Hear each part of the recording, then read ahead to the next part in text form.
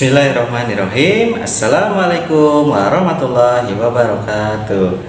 Halo teman-teman, kelas 1 SD IT Anur, ada kelas 1A Abu Bakar Asyidi, ada kelas 1B Umar bin Khattab, ada kelas 1C Utsman bin Affan, dan ada kelas 1D Ali bin Abi Thalib. Halo, bagaimana kabarnya? Alhamdulillah luar biasa, tetap semangat, tetap ceria. Allahu Akbar. Oke, alhamdulillah ya, bertemu kembali sama Pak Yana di sini ya. Di video kali ini Pak Yana akan membahas materi SKL, yaitu membiasakan sholat 5 waktu. Mulai pelajarannya, kita berdoa terlebih dahulu ya. Oke, pakai jarinya ya, kita pakai tepuk jari 1, tepuk jari 2, tepuk jari 3, tepuk jari 4, tepuk jari 5, bertepuk semua. 1, 2, 3, mari kita berdoa. Ya, sikap berdoa, tangannya diangkat, kepalanya ditundukkan, berdoa dimulai. A'udzubillahi minasyaitonirrajim. Bismillahirrahmanirrahim. Rabbi zidni ilma warzuqni fahma. Amin. Oke teman-teman, alhamdulillah kita sudah berdoa. Nah, sekarang Pak Yana mau tanya. Nah, siapa di sini yang sudah bisa atau sudah rajin sholat 5 waktunya? Oke, alhamdulillah ada banyak ya. Dan siapa di sini yang sholatnya masih bolong-bolong? Oh, ada juga. Oke, dan siapa di sini yang tidak pernah atau tidak mau melaksanakan sholat? Oh, ada juga ya. Astagfirullahaladzim ya. Untuk teman-teman yang masih bolong-bolong sholatnya dan masih tidak melakukan sholat ya, mudah-mudahan sudah mau melakukan sholat ya, karena sholat itu wajib ya. Oke, kenapa wajib sholat itu?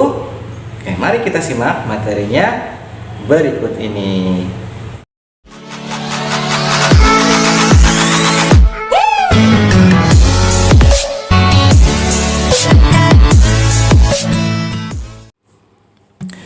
Apa itu sholat? Sholat menurut bahasa Arab artinya berdoa. Sedangkan menurut istilah para ahli fikih, sholat adalah rangkaian ucapan dan perbuatan yang diawali dengan takbir dan diakhiri dengan salam dengan syarat-syarat tertentu. Kenapa kita harus sholat? Sholat merupakan salah satu sarana paling utama dalam hubungan antara manusia dengan Allah Subhanahu wa Ta'ala. Sholat mempunyai kedudukan yang sangat penting dan mendasar dalam Islam. Sholat seringkali disebutkan dalam Al-Quran, seperti dalam Quran Surat Al-Baqarah ayat 43, ayat 83, ayat 110, Quran Surat Ibrahim ayat 31, Quran Surat Al-Isra ayat 78, dan masih banyak lagi. Dari berbagai surat dan ayat Allah yang diberitahukan kepada kita, ini menunjukkan bahwa sholat itu penting bagi kehidupan kita. Kenapa penting? Ya, karena sholat itu, satu, sholat adalah tolak ukur amal, yang berarti bahwa kualitas amal seseorang ditentukan oleh sholatnya. Hal ini seperti disebutkan dalam hadis Rasulullah yang diriwayatkan Abu Daud dan Tirmizi. Hal pertama yang akan dihisab kelak di hari pembalasan adalah sholat. Apabila baik sholatnya, maka akan baik pula amal-amal lainnya. Dan apabila sholatnya rusak, maka akan rusak pula amal-amal lainnya.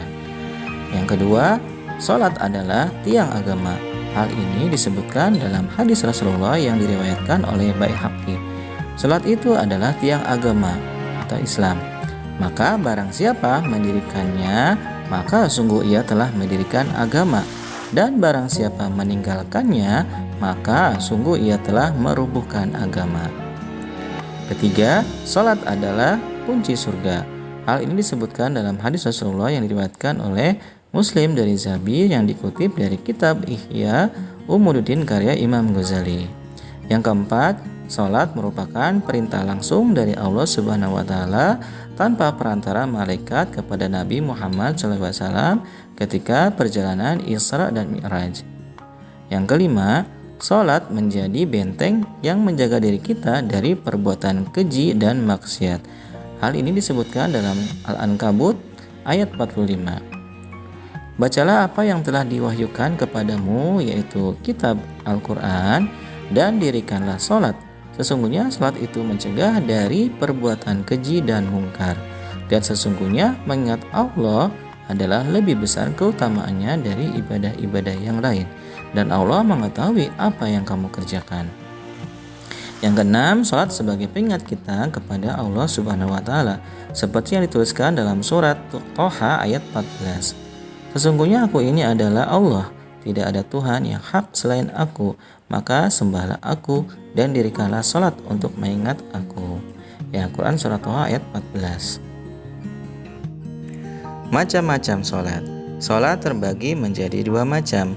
Satu, sholat wajib atau sholat fardu. Sholat wajib atau sholat fardu ada 5 waktu, yaitu sholat subuh, sholat zuhur, sholat asyar, sholat maghrib, dan sholat isya. Apabila kita mengerjakannya, tentu saja kita mendapatkan pahala. Dan apabila kita tidak mengerjakannya atau meninggalkannya, tentu kita akan mendapatkan dosa yang besar. Yang kedua adalah sholat sunnah. Contohnya sholat duha, sholat tahajud, sholat rawatib, sholat witir, dan lain sebagainya. Apabila kita mengerjakannya, kita mendapatkan pahala. Dan apabila tidak mengerjakannya, kita tidak berdosa. Hanya kita akan kehilangan nilai, keutamaan, dan keberkahan dari sholat tersebut. Apa hukumnya orang yang meninggalkan sholat fardu atau sholat wajib? Yang pertama, tentu saja kita akan mendapatkan dosa yang sangat besar. Ibnu Qayyim al-Jauziyah rahimahullah mengatakan, kaum muslimin bersepakat bahwa meninggalkan sholat 5 waktu dengan sengaja adalah dosa besar yang paling besar, dan dosanya lebih besar dari dosa membunuh, merampas harta orang lain, berzina, mencuri, dan minum minuman keras. Orang yang meninggalkannya akan mendapat hukuman dan kemurkaan Allah serta mendapatkan kehinaan di dunia dan di akhirat. Yang kedua adalah murtad atau keluar dari agama Islam. Orang yang tidak mau sholat berarti dia telah murtad, karena yang membedakan orang kafir dan beriman adalah sholatnya. Dari Jabir bin Abdullah radhiyallahu anhu berkata, Rasulullah SAW bersabda, yang membedakan muslim dengan kafir adalah meninggalkan sholat. Hadis riwayat Ahmad. Yang ketiga, tidak diridhai oleh Allah dalam hidupnya. Orang yang meninggalkan sholat atau tidak melakukan sholat, hidupannya tidak akan diridhai oleh Allah. Segala sesuatu yang dilakukan dunia akan dipersulit. Hidupnya akan merasa susah dan sempit. Rezekinya sulit didapat. Cahaya di wajahnya menghilang. Hilang juga keberkahan dari usianya.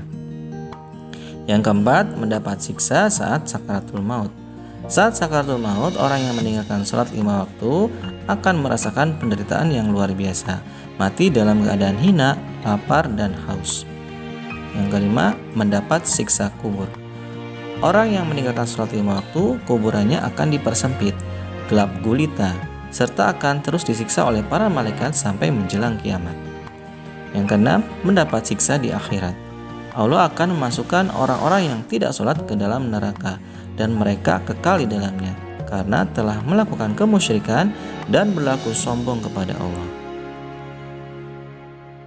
Inilah video untuk materi kita hari ini, yaitu tentang membiasakan diri sholat 5 waktu ya. Mudah-mudahan teman-teman setelah menyimak materi hari ini ya bisa paham ya. Yang tadinya masih bolong-bolong sholatnya dan tidak mau sholatnya sudah mulai rajin ya. Dan yang sudah rajin mudah-mudahan tambah semangat ya.